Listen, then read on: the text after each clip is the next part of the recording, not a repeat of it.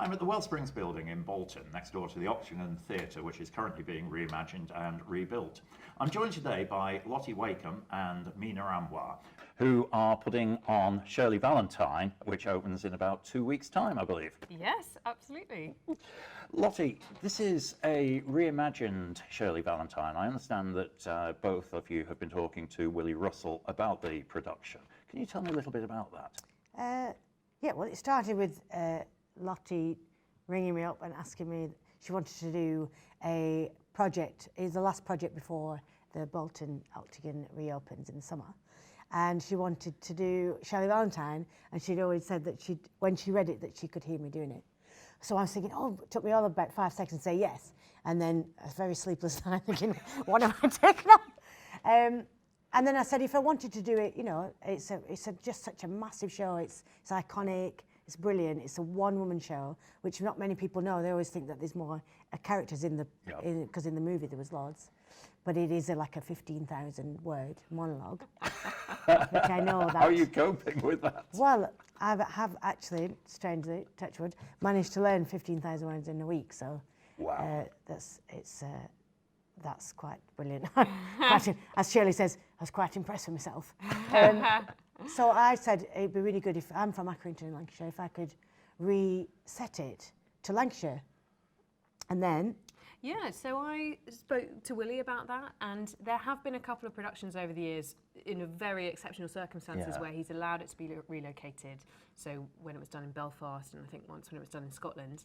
And he had a chat with Mina, and he knows Mina's work and knows her voice, and he thought actually on this occasion he would give us the permission to relocate it to Lancashire. So Mina worked on the script and made adaptations and went back and forth with Willy, and yeah, it's been a really lovely process and really lovely just to see the play in a new light. I mean, it's not, it's just the odd little phrases and a few place references, so it's still the story that everyone knows, but just with that slightly new spin on it. So why Shirley Valentine, Lottie? What attracted you to this play? Well, as Mina said, it is such a classic, and when I reread it, I was just struck by how contemporary it feels, even though it was written over 30 years ago. It is a play that deals with what women in their 40s are dealing with in the world and how the world sees them, and she's a character who she is at home, she's married, her kids have just left, and she's at that point of thinking maybe the world hasn't lived up to what she thought it would be, and she's looking to make a change in her life. And that still feels like a really relevant thing to be talking about in 2020. So yeah, and it's just an amazing piece of writing. So yeah, I'm thrilled that we're able to do it. At the end of week 2 of rehearsal, you've got another week to go before you open. It must be quite grueling, because you've nowhere to hide, have you? It's a one-woman show. As in the one very famous place that Shirley Valentine has murdered sleep, which I was thinking about last night. No, it's a really interesting thing for me, because I've never done a one-woman show. I've never, to be honest, been very interested, because I love working with people. I like reacting as much as I like acting, because acting to me is about that. But in this piece, I think not only am I reacting to it and its environment and Lottie and having this such a personal one-to-one relationship with the director in a room, it's such a rare thing to be able to have that. And to, you know, we were talking about it the other day, and we have, I feel as if we're the same two people, because we laugh at the same things, have the same kind of beats. And that's nice to be with someone who's got such an extraordinary sense of humour. And I think being authentic, and me being from Lancashire, and being able to bring all the women that I know, all the people I grew up with, my sisters, my mom, just the people I grew up with, and being in Bolton and doing it, it seems like I can just go through it and bring a lot of just a wealth of things that I know, that I've observed in my life, a back catalogue of stuff that I have inside me, and bring it to the fore, you know. Brilliant. Lottie, you're the creative director at the Octagon. You've been here for exactly 12 months now, I believe. This is an extra show that is not being performed in the theatre, because that's being reimagined at the moment. So tell me a little bit about the performance space. Oh, well, it's a brilliant space. So, as you say, since the Octagon's being rebuilt at the moment, as we speak, ever since the building closed, we've been performing shows in other venues around Bolton. And in autumn 2019, we did a season at the Library Theatre. It's just over the road at Bolton's Museum and Library. They've got a fantastic studio theatre in their really? basement. Yeah, not everyone knows that it's In there. the basement? Yeah, and it's very intimate. It has a great atmosphere to it. And we had such a good time there in the autumn. We did a production of Beryl by Maxine Peake and a new musical called Seagulls by Beth Hyland. And we just had a great time. So we thought actually it would work really well timing-wise to do one more show there in the spring. And then in the summer we'll be back in the building from July. It's quite a small studio, isn't it? Although I say small, I think the capacity is about 160. 160, 170, yeah. Okay.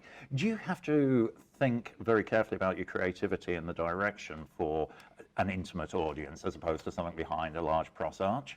Yeah, I think what people have said, having seen some of the shows we did in the autumn, is the space actually feels very similar to the original Octagon. Yeah. Because the Octagon, even though it's a much bigger capacity, it's nearly 400, it has that amazing intimacy to it. So I think our audiences who are familiar with the Octagon space have really enjoyed being in the library because you're so close that you almost could touch you and reach out to you. And luckily with this play, it has that domestic feel to it, certainly. Yeah, it is a one-to-one, isn't it? Yeah, and in Act 1, we're literally in Shirley's kitchen, so that almost to me would feel quite weird on a huge stage, because it's not like she lives in a mansion, she lives, you know, in a small house. And then even when we see her in Act 2, it's still it's just her and it's still quite an intimate location. So I think that works really well for the library theatre. Yeah. How do you feel about the space? Are you enjoying well, I saw... you saw Seagulls, yeah, I didn't saw you? Seagulls there. I spent a lot of time in round theatres, I suppose, or like the Exchange, I've done work, and Sheffield Crispo, which I've done actually more work there. And they're the same, they're very big, but they seem so intimate. So to me, doing this play there, because like you say, the environments that she's in are so... You want to feel like you're in her kitchen. And it doesn't require a performance that is a kind of large performance. That way you can bring that kind of a familiarity to it and a closeness. And you feel as if people are just watching her and observing her. And one very interesting thing that Willy said is that she is kind of inside that space and she isn't necessarily doing it for an audience. So to be able to have that thing where you feel as if people could just be sitting inside her kitchen, but she's talking in her head and talking to the walls. I think it's going to lend itself very well to that space. Yeah. Are there any technical challenges to this play? Well, famously, Shirley has to cook egg and chips during Act 1 of the play. Excellent. And I've done a lot of plays where actors have had to eat food on stage. Yes. But never one where the actors had to cook the food in front of the audience. No. And it's been really fun. It has been It's fun to watch. At this juncture, I'll just get my tea, excuse me. So dare I ask how you are going to stage that? Yeah. So Mina, yeah. she's a dab hand at it. Definitely I've rock. eaten. You know, one of the bonuses is You we get to eat produce it. all this egg and chips. So I'm there. The first egg I made, you had it straight away onto the plate. Yeah. And you was testing it. I know you were sampling it to see. Yeah. So But it's really fascinating just to see that real, you know, we're not faking that. Mina is really picking those potatoes, chopping them, frying them, cooking the eggs. Making the eggs, Yeah. heating up the oil, waiting for the thing. And it's all on, 1990s equipment. So that's like, so been pat tested, So isn't it? you haven't got an air fryer then?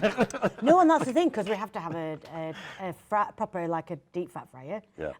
But once you switch all the elements on, they're on, aren't they? Yeah, it's real cooking. Excellent. Real So- oil. So would I be right in thinking that's going to be one of the most rehearsed scenes? Yeah. And do you know what? We haven't rehearsed it very much, have we? We've done a Well- couple of times. And thing is, I do make eggs in my life. So, I have made eggs in the past. And it's not a comic thing. And what's strange is the cooking of it is put in a place there's actually really quite a poignant moment. So it's all of that. And also we do look at the chip to oil ratio. Yes. The size of Because that. that's really The important. science of it is very important. Yeah. How long does the oil take to cook? Where can we go?